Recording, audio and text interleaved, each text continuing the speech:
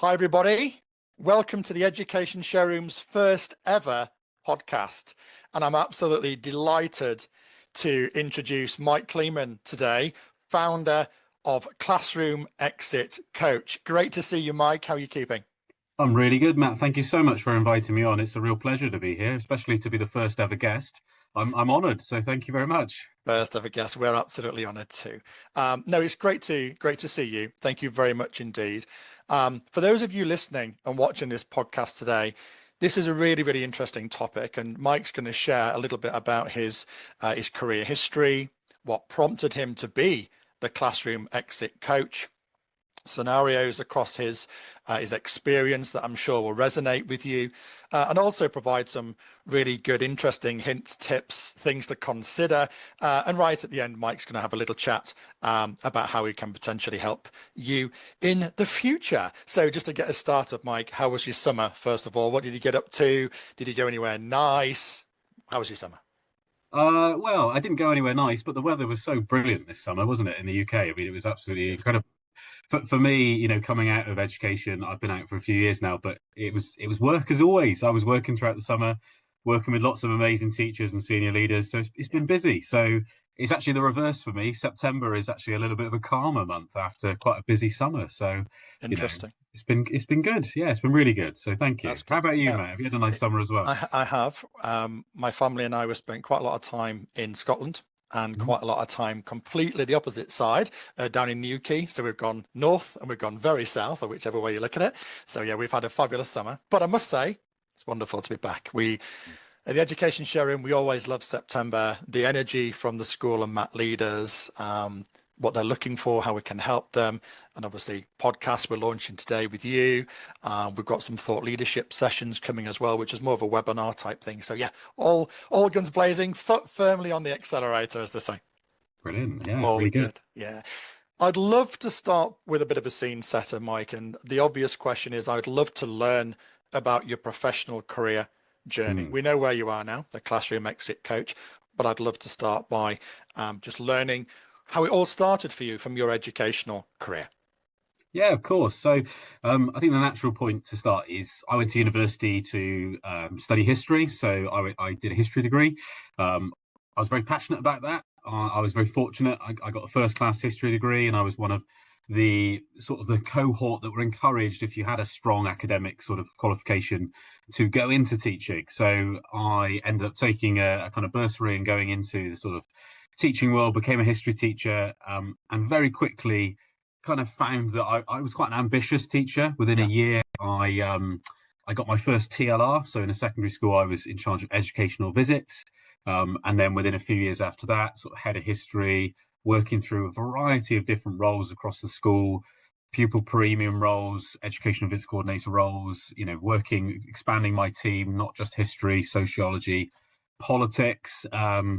Then went on to lead a sixth form, so a director of a sixth form, assistant head for teaching and learning. And then my last sort of school role was of a deputy head Yeah. of a large sort of high performing secondary school in the Southwest. And I did that for 2 years. And as many people listening to this podcast will know, the role of kind of an assistant head or a deputy head is more than just like the name suggests. You're often so involved in every aspect of the school. And it Yeah. was a very varied job, and very kind of busy. But yeah, sort of did a number of different roles in education.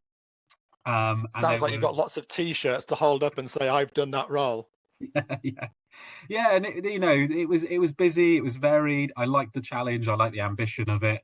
But yeah, that's kind of a very kind of brief overview, I suppose, of sort of the roles that I've done in education. Yeah. It's really interesting. Thank you. And I guess a beautiful segue is, so now you're on the other side. You're supporting Mm. school leaders, you're supporting classroom practitioners, you're supporting multi-academy trust senior leaders. So everybody, and you're on the other side of that fence. So I guess my question that I'd love to learn, Mike, is why? So what prompted you to leave a school, to leave the classroom, hence your organization's name?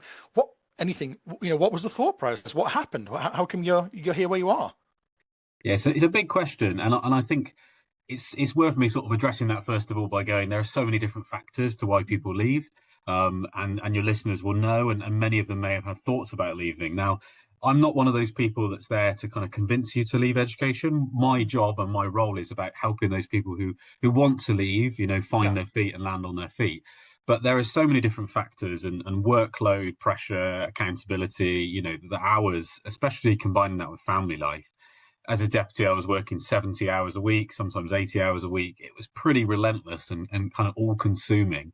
And I know many people listening to that will kind of recognize that. And Mm. it's knowing that there is a pathway out of there. And for me, it was kind of thinking, what else can I do? I've developed all these kind of leadership skills. Yeah. I was working a lot in HR and recruitment and doing lots of things on CPD and culture. And it was kind of actually a lot of it towards the end was not really about teaching. It was about managing a large organization of 150 staff, 1,000 students, and a large budget. I mean, schools operate with budgets of, especially large secondary schools, 8, 9, 10 million pounds a year. So they are large organizations. So I guess for me, it was kind of thinking there are push and pull factors. There are things that I want less of. I definitely want less stress. I definitely want to be working less hours. But there are also pull factors in the sense of I know there are places that value the skills that school leaders have got. And it's sort of discovering that and sort of figuring that out. So, yeah, I think there are a number of different factors. And for those, you know a lot about retention and recruitment, there are so many teachers sort of leaving the profession at the moment. It is quite alarming, and it shows us that there are systematic sort of pressures. It's about 40,000 teachers a year leave the profession. Wow. Okay. Wow. It's a huge number, and it is a real challenge. And my hat goes off to those people who are in it and trying to make it a better place and sort of really Yeah. focus on that well-being and that culture and that workload, because it is really hard. But I also think there's a place for people who go, you know what, I'm sort of done with this profession now and I want to look elsewhere. And I think both of those avenues are perfectly healthy, perfectly normal, and should be talked about more often. Mm. In terms of the when, so same question, kind of, is the why you chose to exit. But in terms of the when, was there a point? Was there a time in the last 12 months, 3 years ago? Was it a role change? Was there something that happened, and there was like this light bulb moment to think, I need a career change. I need a different pathway. Or was it, as you said, an accumulation of these aspects? Yeah, I think accumulation over a long period of time definitely sowed the seed. And then for me, it was very much about family. So, I was able to kind of make the job work for a long time by making it my number one priority. If I'm honest, it was Yeah. it was everything I did. And then my daughter was born, and I made it work for about 8 or 9 months. But I really started to feel that family needed to come first. And if you're somebody who follows my content and sort of maybe familiar with me As you from know I LinkedIn, do, Mike. As you know I do. absolutely. Then I post a lot about this idea of you're replaceable everywhere but at home, and Yeah. I wish education was more sustainable and had better boundaries. But I think you're constantly being asked to do more with less every year, Mm. um, and that can be really challenging when you're also trying to be a really present parent as well. And I think that's something that a number of the people I work with always are struggling with. Whether your kids are 1 year old or 15, or even they're grown up, and you want to rekindle that relationship, Yeah. it's really difficult. So that was kind of my personal motivation. It was family, really wanting to have that flexibility, and I'm being a bit jealous from all those people that had a bit of those hybrid working, patterns, and working from home, and all those kind of things. And it's just, as much as there are great things happening in the education space, the pace of change isn't fast enough. It has not kind of kept up with the rest of the working world, and it's a bit frustrating, really. So yeah, I think that was probably the main reason. Thanks, Mike. It's really interesting. And I guess, I mean, doing what you do, when I saw your LinkedIn, when I saw, Mike Leaman School Exit, I was like, what's all this? I've never heard of this concept. I've never heard of it. This is like so new, so out of the box. I was like, whoa, what's this? The question is, when you made that career switch to doing what you're currently doing, was there any support for you? Or was it literally, you'd spoken about family? I'm sure you sat down with your wife. This is what I want to do. The first question I know that my wife would ask me as well, how are you going to do it? Who's going to help you do it? What support is out there? If any, is there anyone that you can talk to, bounce ideas off each other? What did that look like? that support, was there any support, or have you literally built this support mechanism that you now offer from scratch? How did that look like? It's a great question. I mean, I'm a big advocate of coaching, hence it's in the name of the business. I think, but my style of coaching is I like sort of people who get into the practical mentoring side of coaching as well. So they'll help you to figure out what you want to do, but they'll also give you some practical advice. And for me, I've always been a big advocate of investing in that. So in my kind of career history, I've done things like life coaching. I've done career Okay. coaching myself. I've done a bit of business coaching with people. Yeah. There's some fantastic people out there. And when I was looking to leave, I kind of went down various pathways. I had interviews and all sorts of things, local authority jobs. I had interviews with consultancies, and it sort of helped me to narrow what I wanted to do, which was kind of I wanted to be a bit more freelance and have the ability to do my own work. So I kind of came to that realization through my own sort of process. But yeah, when I first came out, it was kind of building it on my own. I started doing social media work for other companies and really Yeah. kind of using my LinkedIn skills. But yeah, in terms of specific support for educators, there wasn't really anything out there for people who've been educational leaders. Yeah. Okay. Your skills go beyond the curriculum and sort of delivering classroom practice. Yeah. You've got management skills, leadership skills, HR skills, culture skills, staff development, all of those sort of things. There's no one really out there who could translate those educational leadership skills into a new setting and help you kind of unlock those opportunities. So I very much saw the fact that I couldn't find any support for me as an opportunity to kind of think, well, what support could I offer? And I spent a long time sort of making sure that I was really focused on what employers were looking for. I spoke to a lot of Yeah. employers, a lot of recruiters, a lot of hiring managers. Yeah. And then I also spoke to a lot of teachers who were thinking of leaving the profession and sort of created this package of support that I know works. So yeah, I guess that's how I sort of did it. That's really interesting. Yeah, and I mean, as you know, I spoke about it a few seconds ago. I'm a big, I wake up in the morning and go on Mike Leaman's LinkedIn and see what's going on. And one of the things that I see and therefore learn consistently is just how challenging it is Mm, for not just school leaders and multi-academy trust leaders, but for classroom practitioners, to have the confidence mm, to execute an exit strategy. So maybe they have thought about it. Maybe they really want to do it. Maybe they are passionate to explore something, but that confidence factor as well. What happens if I struggle to get another role and in a different area, different career? That stands out a lot to me from your LinkedIn let's say educational posts and experiences of what you're hearing and clients that you're working with. Another one outside of confidence to me is obviously being successful when they leave the teaching career. They may be an incredibly high performing classroom practitioner, high performing TA, incredible Senko, incredible CEO of a trust, anything in between, and in all education setting types, but being able to be confident to make that exit mm, decision and to excel in a new career change is something that really, really stands out to me. And another thing, again, I learn by looking at your LinkedIn is all of these, all of these things like CVs. You're not stepping out of the classroom and immediately sitting in front of a recruiter. There's so many detailed things required, which ties me, I guess, into one of the biggest points of today is what support is now there mm, from like me, from yourself, Mike Leaman, your organization, your experience, and also elsewhere. mm, What support, what detailed support, everything from awareness of other industries to preparing a CV, to preparing an interview, to being successful in a role.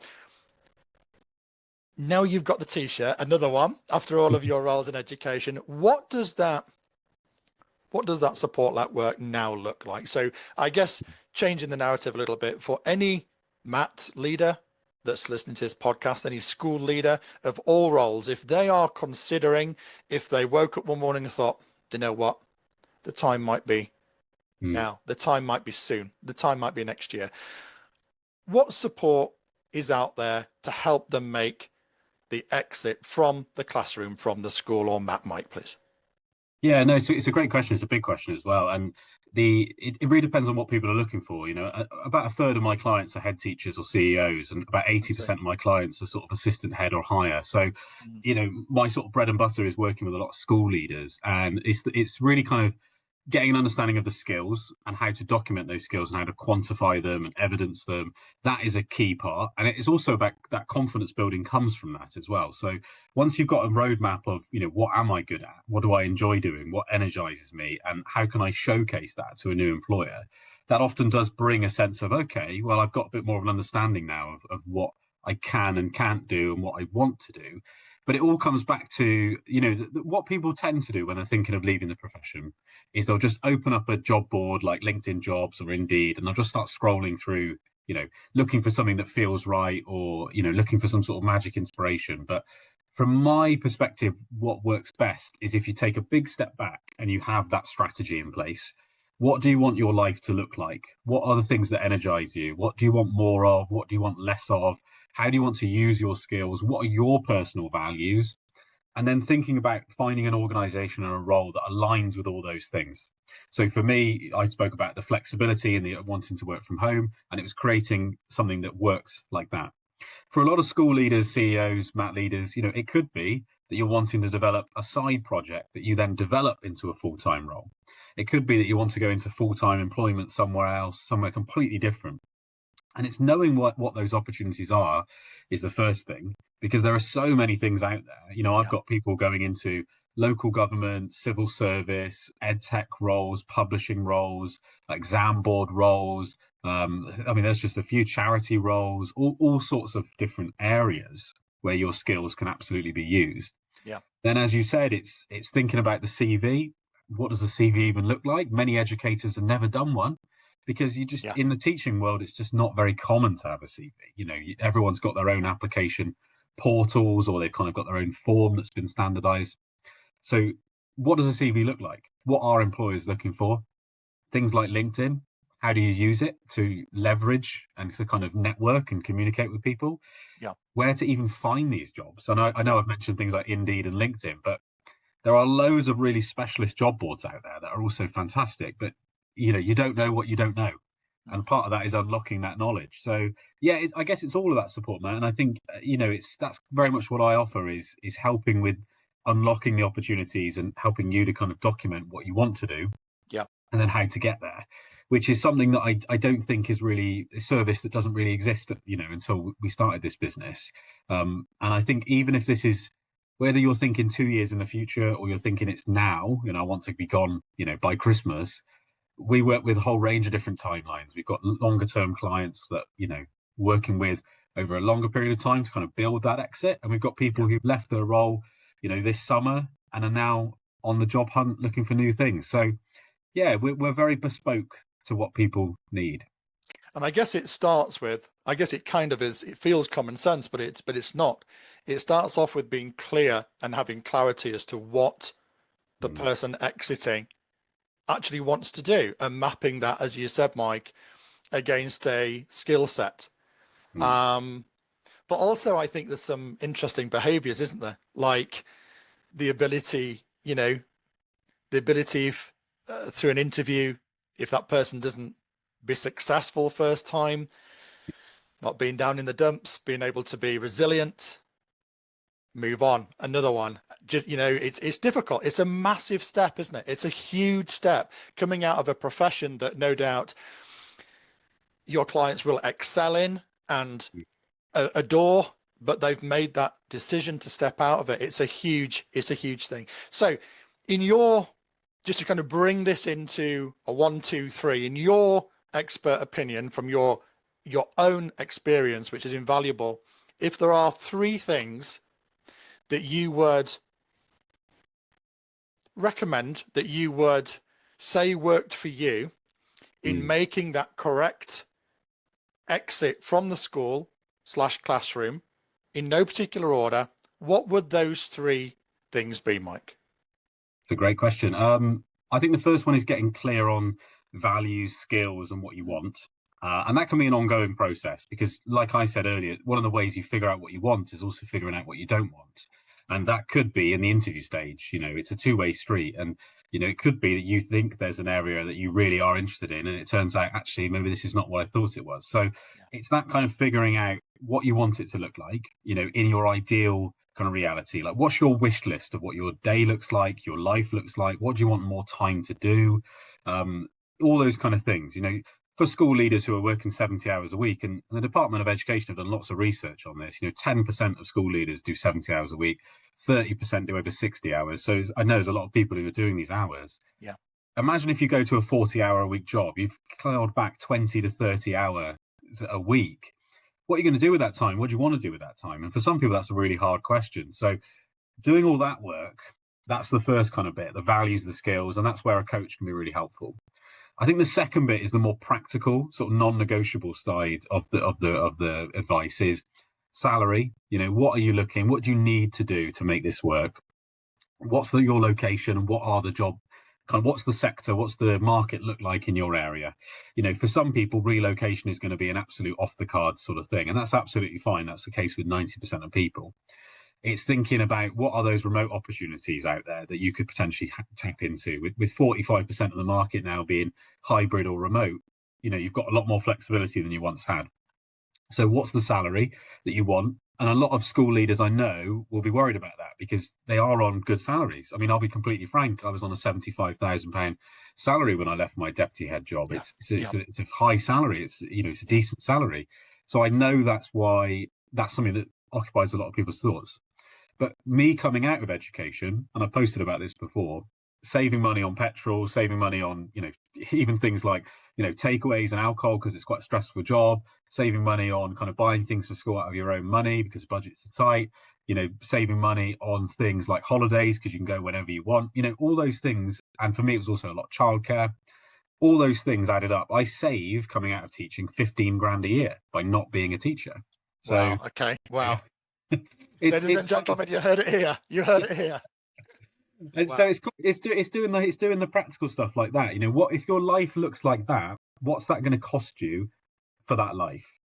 So what do you need to make that work? So those two pieces are sort of inseparable. And then I think the third bit is sort of leveraging your network and talking to people.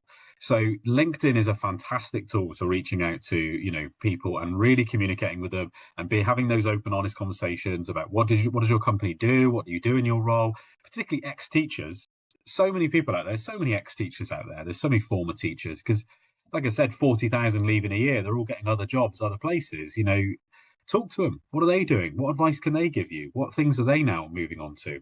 So putting yourself out there a little bit and sort of having those conversations about opportunities, because yes, there are the traditional job boards where you apply for a job, and this will be a kind of maybe, not familiar to those people in education, but a huge amount of people get their work now from talking to people, networking, saying, I'm available, here are my skills.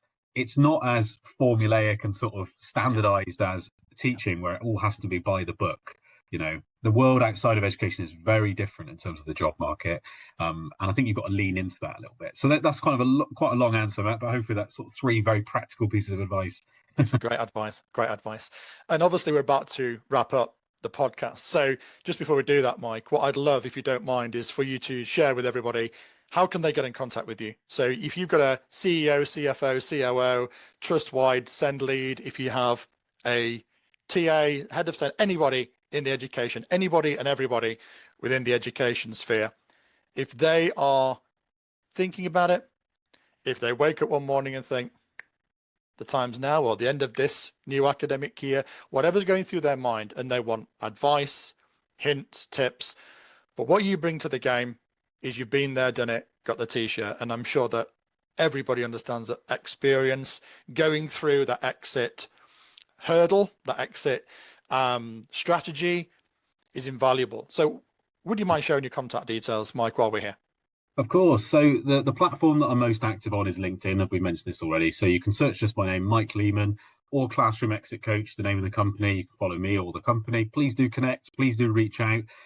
Or Instagram and Facebook, we've got a small presence there as well, just Classroom Exit Coach. Our website is just www.classroomexitcoach.co.uk. You can reach out via any of those platforms.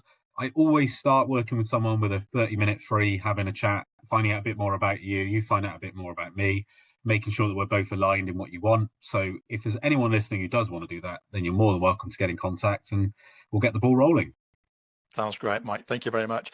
Mike, thank you for being our very first ever, drum roll, da da da da da da, ever podcast guest. We're incredibly grateful for your time.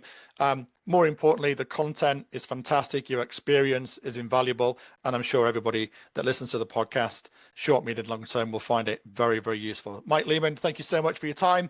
Have a great rest of the day. Thank you very much, Matt.